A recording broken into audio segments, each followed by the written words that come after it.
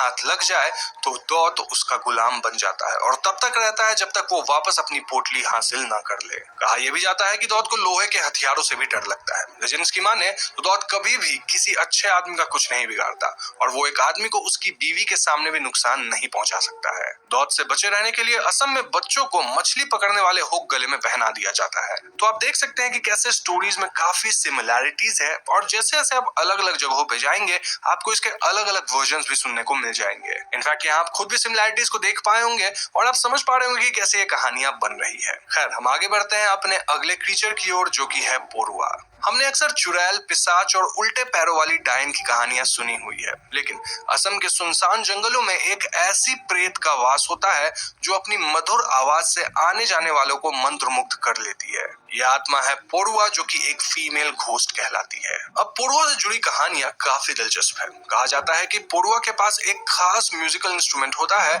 जिसे एक्चुअली मैं ये सभी वीडियो ज़्यादा देखता हूँ, इसलिए मैं ये आप लोग को भी दिखाना चाहता हूँ। खड़ी होती है जहाँ 3 रास्ते मिल रहे हो। जब वो अपना तका बजाती है तो आदमियों को उसकी आवाज मंत्रमुग्ध कर लेती है, या तो उन्हें ऐसा लगता है कि कोई दूसरा आदमी मदद के लिए पुकार रहा है। बस फिर क्या है, राही पोरुआ के पीछे आने लगते हैं और उन्हीं 3 रास्तों में खो जाते हैं। पोरुआ इस आदमी के चारों तरफ एक गहरा कोहरा फैला देती है जिससे लगता है कि वो गायब हो चुका है किसी जादुई दुनिया में। इसी तरह पोरुआ अपने गाने बजाने की कला का इस्तेमाल करके लोगों को भ्रम में डाल देती है। इसके बाद उस जंगल के पास से गुजरने वाले व्यक्ति को अपना कोई होशो हवास रहता ही नहीं। वो दूर दिशा में पोरुआ की तरफ बढ़ता चला जाता है और पोरुआ उसे पूरी तरह अपनी वश में कर लेती है। पोरुआ के वश में आने के बाद लोग पागल तक हो सकते हैं। जी हाँ, ऐसी कई कहानियां हैं जहाँ पे लोग एक्चुअली में पागल हो गए। अब पोरुआ का असमीज इतिहास में बहुत नाम है और कई लोगों का मानना है कि देर रात किसी को भी असम के जंगलों में अकेले नहीं भटकना चाहिए। पोरुआ लोगों का दिमाग बदल सकती है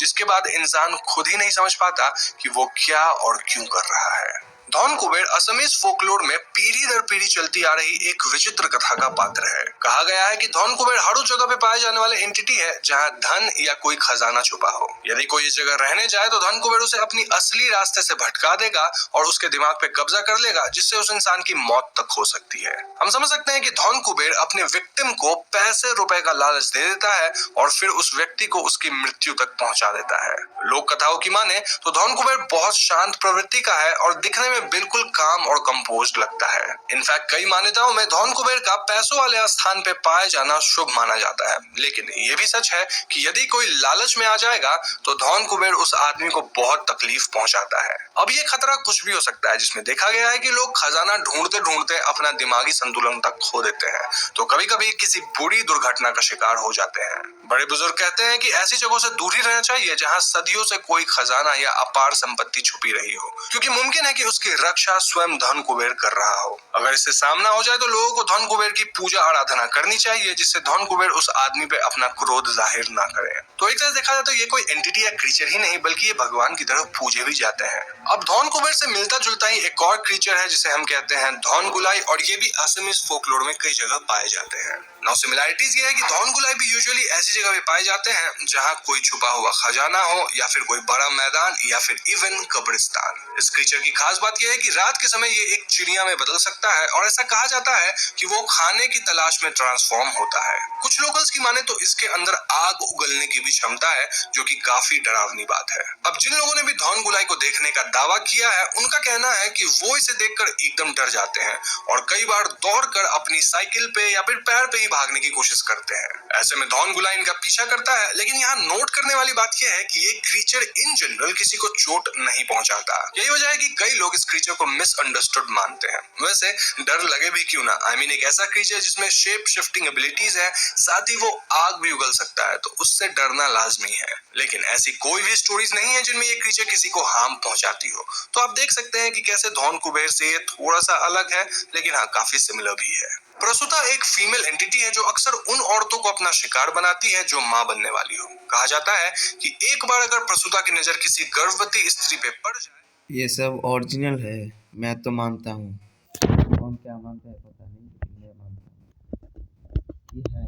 बहुत नींद आने लगती है। ये तकलीफ इतनी दर्दनाक होती है कि औरत और उसके बच्चे की जान उस औरत को बुखार चढ़ जाता है। प्रसूता अपने विक्टिम को शारीरिक रूप से बहुत तकलीफ देती है, जिसमें इंसान का शरीर फूल जाता है और उसे बहुत नींद आने लगती है। ये तकलीफ इतनी दर्दनाक होती है कि औरत और उसके बच्चे की जान भी जा सकती है। अब प्रसूता की फोक टेल्स कहां से शुरू हुई, इसकी कई सारी कहानियां हैं। कई लोग मानते हैं कि प्रसूता एक डिमोनिक एंटिटी है। वहीं कुछ लोग कहते हैं कि प्रसूता तब पैदा होती है जब किसी औरत की मृत्यु अपने बच्चे को जन्म देते वक्त हो जाती है। ऐसे में आत्मा एक वेंजफुल स्पिरिट बन जाती है और वो दूसरी माओं को परेशान करती है। अब कहानी की उत्पत्ति जहां से भी हुई हो, लेकिन सभी मानते हैं कि प्रसूता बहुत खतरनाक प्रेत है और हर हाल में उससे बच के रहना चाहिए। असम के इलाकों में प्रसूता का भय इस कदर व्याप्त है कि गर्भवती महिला अक्सर अकेले बाहर नहीं निकलती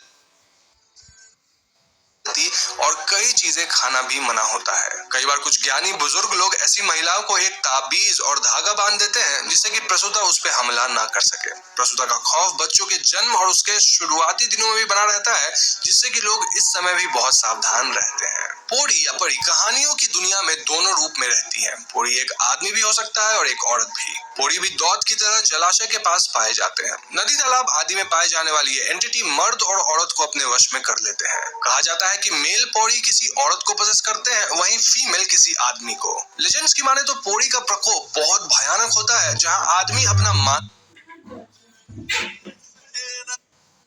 संतुलन खो देता है और मेनियक की तरह बनने लगता है। इंसान का स्वभाव पोड़ी के कब्जे में आने के बाद अजीब और इरोटिक हो जाता है। अब अगर पोड़ी से छुटकारा पाना है तो कई मंत्र और तंत्र का इस्तेमाल करना होगा, वरना पोड़ी हमेशा के लिए उस इंसान को अपना घर बना लेगा और उसके जरिए मोह माया का सुख पाना चाहेगा। फोकलोर और माइथोलॉजी में पोड़ी की कथाएं बहुत प्रचलित है, लेकिन अगर साइंटिफिक तौर से देखा जाए तो इन कहानियों को और इनके इफेक्ट्स को हम बाइपोलर डिसऑर्डर और DID से जोड़ सकते हैं, जहां एक आदमी मैनियक की तरह भी बिहेव करता है और कई बार एक से ज्यादा इंसान की तरह खुद को डिपिक्ट करने लगता है। तो आप देख सकते हैं कि कैसे इन क्रीचर्स की एक साइंटिफिक एक्सप्लेनेशन भी